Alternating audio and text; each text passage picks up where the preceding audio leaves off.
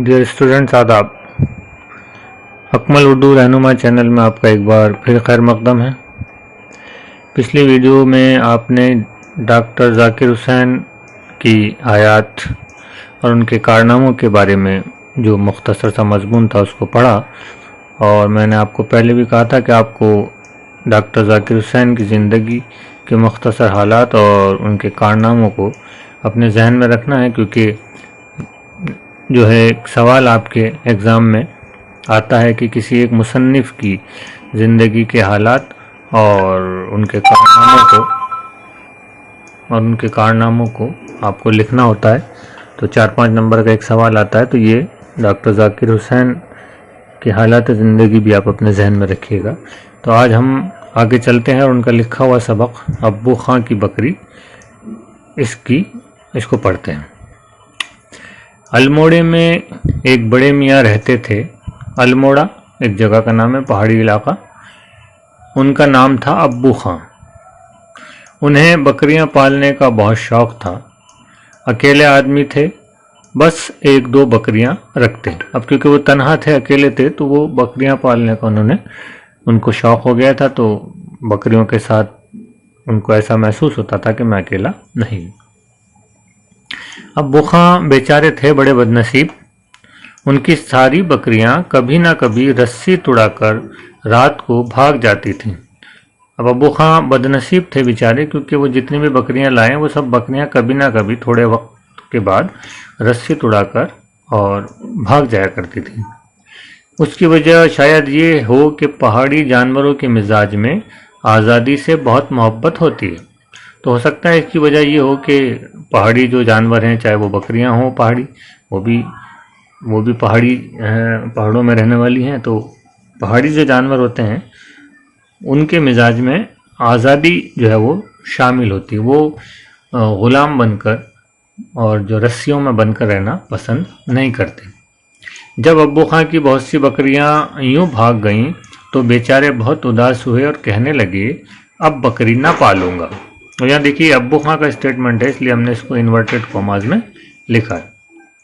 मगर तन्हाई बुरी चीज़ है। थोड़े दिनों तो अब्बू खां बेबकरियों के रहे, फिर ना रह गया। एक दिन कहीं से एक बकरी खरीद लाए। ये बकरी देखने में अच्छी न थी, मिजाज की भी अच्छी न थी। ये बकरी देखने ही में अच्छी न थी, मिजाज की भी अच्छी थी। अब्बू खां तो बस उस पर आशिक से हो गए। उसका नाम चांदनी रखा था और दिन भर उससे बातें करते रहते थे। इस तरह चांदनी को अब्बू खां के यहाँ खासा ज़माना गुजर गया और अब्बू खां को यकीन हो गया कि आखिर एक बकरी तो मिल गई, अब ये ना भागेगी। तब वो जो बकरी अब्बू खां को मिली, जिसका उन्होंने नाम चांदनी रखा, और वो उससे बहुत मोहब्बत करने लगे। और क्योंकि लंबे वक्त तक वो उनके यहाँ रही, तो अब उन्हें भी उम्मीद हो गई थी कि ये बकरी अब नहीं भागेगी। मगर अब्बू खां धोखे में थे। आज़ादी की ख्वाहिश इतनी आसानी से दिल से नहीं मिटती। एक दिन सुबह सुबह चांदनी ने पहाड़ की तरफ नज़र की। मुंह जुगाली की वजह से चल रहा था। जुगाली आपने देखा होगा, जानवर, गाय और भैंस वगैरह ऐसे जानवर हैं जो चारा तो खा लेते हैं फटाफट, लेकिन चारा खाने के बाद जब वो आराम से बैठ जाते हैं तो दिन भर उस चारे को वापस अपने मुंह में निकालते हैं और उसको वापस से बारीक बारीक चबाकर फिर वापस उसको अपने पेट में डाल देते हैं ताकि वो हजम हो सके। तो ये चारे को वापस निकाल कर मुँह में चबाना, इसको कहते हैं जुगाली। तो जुगाली की वजह से मुँह चल रहा था और मुँह चलाते चलाते उसने अचानक उसकी नज़र पहाड़ की तरफ चली गई। तो ये जो मुँह चल रहा था वो मुँह रुक गया और चांदनी ने कहा, अपने आप से कहा, वो पहाड़ की चोटियाँ कितनी खूबसूरत हैं, वहाँ की हवा और यहाँ की हवा का क्या मुकाबला। फिर वहाँ उछलना कूदना, ठोकरें खाना और यहाँ हर वक्त बंधे रहना। गर्दन में 8 पहर ये कमबख्त रस्सी, ऐसे घरों में गधे और खच्चर ही भले चुगलें, हम बकरियां तो ज़रा बड़ा मैदान चाहिए। तो वो सोचने लगी कि जब पहाड़ की तरफ उसने देखा तो आज़ादी की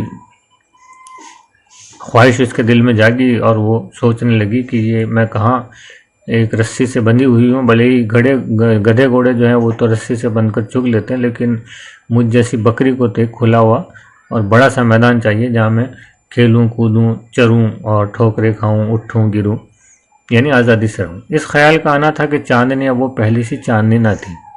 پہاڑوں کی طرف دیکھا اس نے، اور جب یہ خیال اس کے دل میں آ گیا تو اس کا مزاج جو ہے وہ تبدیل ہو گیا۔ نہ اسے ہری ہری گھاس اچھی لگتی تھی، نہ پانی مزہ دیتا تھا۔ روز بروز دبلی ہونے لگی، دودھ گھٹنے لگا۔ ابو خان سمجھ گئے ہو نہ ہو کوئی بات ضرور ہے۔ ایک صبح جب ابو خان نے دودھ دوہ لیا تو چاندنی نے ان کی طرف منہ پھیرا اور اپنی بکریوں والی زبان میں کہا، ابو خان میاں، میں اب تمہارے پاس رہوں گی تو مجھے بڑی بیماری ہو جائے گی، مجھے تو تم پہاڑ ہی میں چلا جانے دو۔ ابو خان بکریوں کی آواز سمجھنے لگے تھے۔ انہوں نے کہا، ارے کم بخت، تجھے یہ خبر ہے کہ وہاں بھیڑیا رہتا ہے، جب وہ آئے گا تو کیا کرے گی؟ چاندنی نے جواب دیا، اللہ نے 2 سینگ دیے ہیں،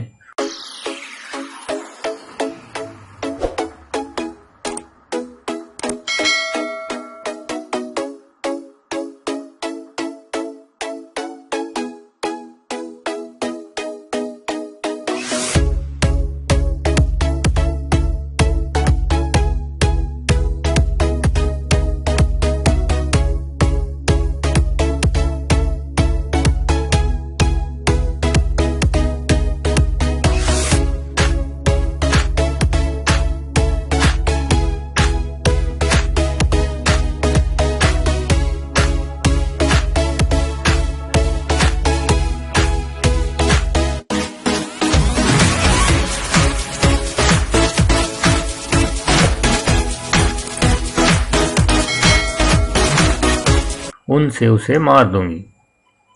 ابو خان نے کہا، یا اللہ، یہ بھی جاتی ہے، میری بکری اور اس کمبخت بھیڑیے کے پیٹ میں جائے گی، مگر نہیں، تیری مرضی کے خلاف میں تجھے بچاؤں گا۔ ابو خان نے چاندنی کو ایک کوٹری کے کونے میں بند کر دیا اور اوپر سے زنجیر چڑھا دی، مگر غصے میں کوٹری کی کھڑکی بند کرنا بھول گئے۔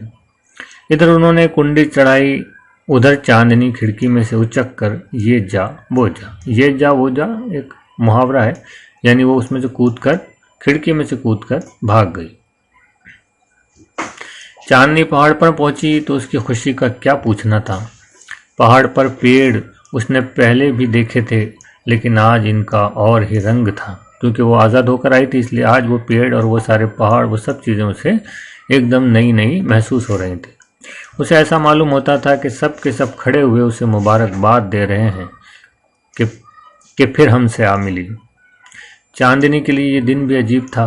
دوپہر تک اچھلی کودی کہ شاید ساری عمر میں اتنی نہ کودی ہوگی۔ شام کا وقت ہوا، ٹھنڈی ہوا چلنے لگی، ہوتے ہوتے اندھیرا ہونے لگا اور پہاڑ میں ایک طرف سے آواز آئی، خو۔ یہ آواز سن کر چاندنی کو بھیڑیے کا خیال آیا۔ پہاڑ کے نیچے سے ایک سیٹی اور بگل کی آواز آئی۔ یہ بیچارے ابو خان تھے جو آخری کوشش کر رہے تھے کہ اسے سن کر چاندنی لوٹ آئے۔ چاندنی کے جی میں کچھ تو آئی کہ لوٹ چلے، لیکن اسے کھونٹا یاد آیا، رسی یاد آئی، کانٹوں کا گھر یاد آیا۔ اس نے سوچا کہ اس زندگی سے یہاں کی موت اچھی ہے۔ چاندنی نے مڑ کر دیکھا تو بھیڑیا زمین پر بیٹھا تھا۔ اس نے اپنا سر جھکا لیا، سینگ آگے کو کیے اور پینترا بدل کر بھیڑیے کے مقابل آئی کہ بہادروں کا یہی کام ہے۔ جب اس نے بھیڑیا کو دیکھا تو وہ ڈری نہیں، گھبرائی نہیں، اور بلکہ اس نے اپنے سینگوں کو آگے کیا اور اشارہ کیا بھیڑیے کی طرف، اپنی اس طرح کی پوسچر بنائی کہ میں مقابلے کے لیے تیار ہوں۔ وہ خوب جانتی تھی کہ بکریاں بھیڑیے کو نہیں مار سکتی، وہ تو صرف یہ چاہتی تھی کہ اپنی بساط کے مطابق، بساط یعنی اپنی اوقات کے، اپنی طاقت کے مطابق مقابلہ کرے۔ جیت ہار پر اپنا قابو نہیں، وہ اللہ کے ہاتھ ہے۔ کچھ دیر گزر گئی تو بھیڑیا بڑھا۔ چاندنی نے بھی سینگ سنبھالے اور وہ حملے کیے کہ بھیڑیے کا جی جانتا ہوگا۔ شروعات میں تو چاندنی نے بھی اپنے سینگوں سے بھیڑیا پر بہت زیادہ حملے کیے اور ایسے حملے کیے کہ بھیڑیا کا دل جانتا ہوگا، اس نے کبھی نہیں سوچا ہوگا کہ ایک بکری جو ہے وہ اس طرح سے حملے کر سکتی ہے۔ 20 مرتبہ اس نے بھیڑیے کو نیچے ڈھکیل دیا۔ ساری رات اسی میں گزری، ستارے ایک ایک کر کے غائب ہو گئے۔ چاندنی نے آخری وقت میں اپنا زور دگنا کر دیا۔ بھیڑیا بھی تنگ آ گیا تھا کہ دور سے ایک روشنی دکھائی دی۔ ایک مرغ نے کہیں سے بانگ دی، نیچے مسجد سے اذان کی آواز آئی۔ چاندنی نے دل میں کہا، اللہ تیرا شکر ہے، میں نے اپنے بس بھر مقابلہ کیا۔ یعنی اب صبح ہو گئی، روشنی کی ایک کرن آئی، یعنی سورج نکلنے والا تھا اور اجالا ہونے لگا۔ رات بھر یہ مقابلہ چلتا رہا اور اب فجر کا وقت ہو گیا۔ تو چاندنی نے کہا کہ اللہ تیرا شکر ہے، میں نے اپنے بس بھر مقابلہ کیا، اب تیری مرضی۔ یعنی چاندنی بھی اب بہت زیادہ تھک چکی تھی۔ مؤذن آخری دفعہ اللہ اکبر کہہ رہا تھا کہ چاندنی بے دم ہو کر زمین پر گر پڑی۔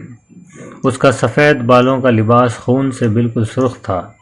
بھیڑیے نے دبوچ لیا اور کھا گیا۔ درخت پر چڑیاں بیٹھی دیکھ رہی تھیں، ان میں بحث ہو رہی تھی کہ جیت کس کی ہوئی۔ بعض کہتی تھیں کہ بھیڑیا جیتا، ایک بوڑھی سی چڑیا تھی، وہ کہتی تھی چاندنی جیتی۔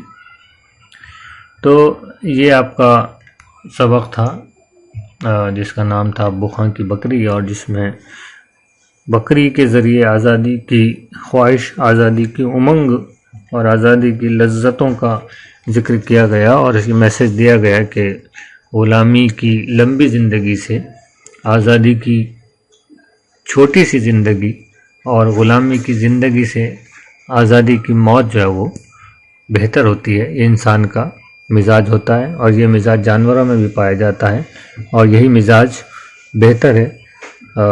جیسا کہ آخر میں ایک بوڑھی سی چڑیا کے ذریعے یہ کہا گیا کہ چاندنی جیتی۔ تو یہ سبق تھا۔